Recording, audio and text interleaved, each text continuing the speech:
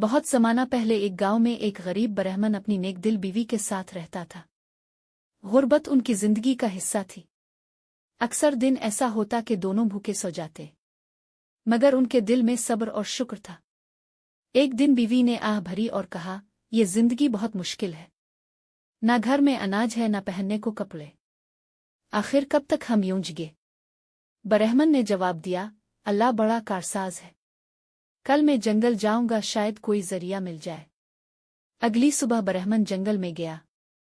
وہ تھکا ہارا ایک درخت کے نیچے بیٹھا تو ایک بوڑھی عورت آئی۔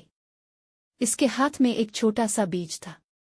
وہ بولی، اے برہمن، تم نیک ہو، یہ بیج لو، اسے اپنے گھر کے پچھواڑے میں بو دینا، تمہاری تقدیر بدل جائے گی۔ برہمن نے شکریہ ادا کیا اور گھر آیا۔ اس کی بیوی نے بیج زمین میں ڈال دیا۔ چند ہی دنوں میں بیل نکل آئی اور اس پر بڑے بڑے بینگن لگ گئے۔ بیوی خوش ہو گئی اور بولی، اب ہم یہ بیچ کر پیسہ کما سکتے ہیں۔ جب اس نے سب سے بڑا بینگن توڑا تو اچانک وہ پھٹ گیا اور اس میں سے روشنی نکلی۔ روشنی کے بیچوں بیچ ایک حسین شہزادی کھڑی تھی۔